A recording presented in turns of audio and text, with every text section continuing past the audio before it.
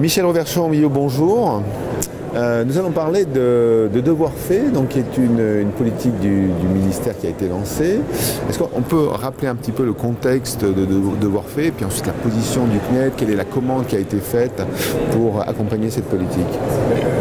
L'idée force de Devoirs faits, c'est de permettre aux élèves d'assurer leurs devoirs à l'école sur le temps scolaire en étant accompagnés, en évitant d'avoir ce point de tension un peu fort parfois entre l'élève et ses parents autour d'un devoir qui rend finalement une situation de malaise entre les parents et l'élève quand ça se passe mal. Donc l'idée c'est vraiment d'accompagner les élèves pour que le travail de devoir se fasse à l'école et non pas seulement à la maison.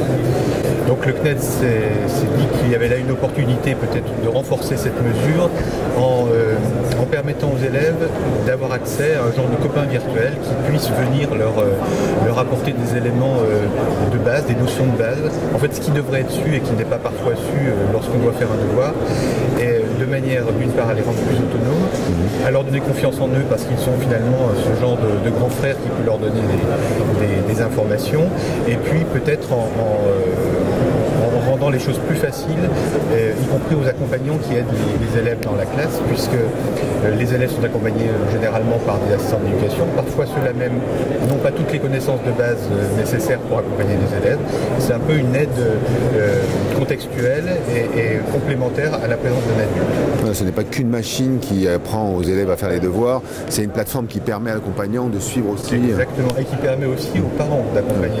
Imaginons que les parents souhaitent un moment de vacances travailler avec l'enfant sur le programme scolaire. Ce copain virtuel peut venir en appui aussi sur des notions de base. Et je crois que c'est important parce que ce qui pose problème quand un élève fait un devoir, c'est pas... alors il y a le problème de lecture de consignes, de compréhension du problème, mais aussi c'est le recours à des notions anciennes qui étaient maîtrisées quelques temps avant, qui ne le sont pas forcément, ou qui ne sont pas immédiatement mobilisables. Je prends un exemple, un élève a un devoir de mathématiques à faire, de géométrie, il ne sait plus ce que c'est que le triangle rectangle, il peut interroger ce copain virtuel, qui s'appelle Jules, et lui poser des questions en lui demandant qu'est-ce que c'est que... Et il peut l'exprimer d'ailleurs dans son langage, c'est quoi le triangle rectangle, et Jules va lui répondre en lui proposant par exemple une figure, et la définition. Si l'élève ne comprend pas, il peut réinterroger, et là Jules va par exemple proposer une vidéo avec une démonstration. Donc on a différents niveaux de réponse en fonction du niveau de l'élève. C'est-à-dire qu'on s'adresse à tous les élèves de collège, donc on va déployer sur 3 400 000 élèves dès la semaine prochaine. Donc tous les niveaux, de la 6e à la 3e. Pour l'instant on commence par mathématiques et français. La deuxième étape, ça sera d'ouvrir vers les autres disciplines. Puis on va lancer une phase de gamification, c'est-à-dire que plus l'élève interrogera Jules et plus il va recourir à des notions que proposera Jules, plus il aura de quiz, sur lesquels il pourra répondre, il gagnera des badges qui lui permettront de customiser Jules et de se l'approprier. Donc ça va véritablement devenir un copain. Alors derrière tout ça, il y a de l'intelligence artificielle, on n'en parle pas comme ça, mais pour que Jules puisse faire tout ça, il y a quand même quelques... Pour l'instant, il n'a pas d'intelligence artificielle, il a très peu d'intelligence artificielle. Jules, pour l'instant, il a une base de connaissances assez importante. Et d'ailleurs, il faut que tous nos auditeurs sachent que Jules, c'est un produit vivant, c'est-à-dire que dès qu'on va ouvrir le service, on va avoir un groupe de personnel dédié qui vont répondre à toutes les questions non abouties, de manière à enrichir cette base de connaissances immédiatement.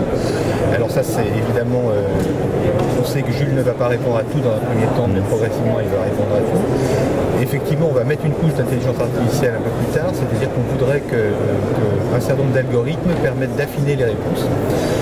Je prends un exemple, aujourd'hui on n'a que maths français. Si l'élève dit à Jules, je ne sais pas ce que c'est qu'une figure, aujourd'hui l'avatar va répondre.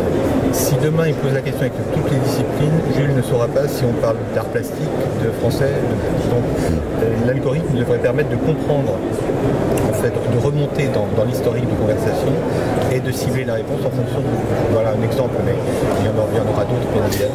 Alors puisqu'on parle de disciplines, au démarrage il y a de nombreuses disciplines, certaines ne sont pas encore abordées, ça sera chargé au fur et à mesure? Oui, mathématiques, français pour l'instant, et on va charger au fur et à mesure, en sachant qu'on prend une discipline et on fait tous les niveaux, puisque le niveau de réponse est différent selon ce que choisit l'élève. C'est-à-dire qu'un élève de 3e peut très bien choisir d'avoir des réponses de niveau 6e, si ce sont des notions qu'il ne maîtrise pas du tout.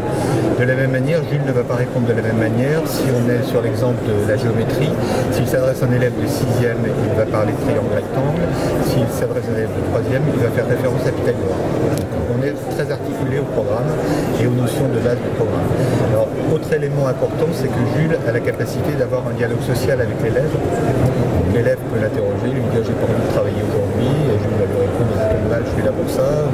Enfin, on a tout un tas d'interactions sociales qui font que Jules devient, alors évidemment ça reste un agent virtuel, c'est bien précisé dans le pilote que l'on fait, dans le déploiement que l'on fait, mais très nettement il y a un échange possible avec cet élève.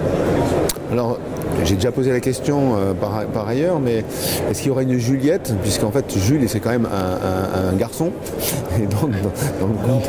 on est interrogé régulièrement là-dessus, et on a fait pas mal on a fait un travail important sur cette question, est-ce qu'on devait mettre une fille, un garçon?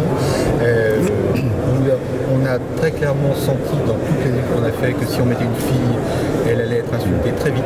Alors déjà Jules est pas mal insulté, hein. On a une base de données d'insultes. Un défouloir, ça peut être, voilà. Dans la mesure où les élèves auront la possibilité de customiser l'avatar et de le personnaliser, on pense que c'est une question secondaire. Dans un premier temps, ça va être un grand frère. Et on verra ce qu'il devient par la suite, mais il y aura autant de Jules que d'élèves. D'accord. Merci beaucoup.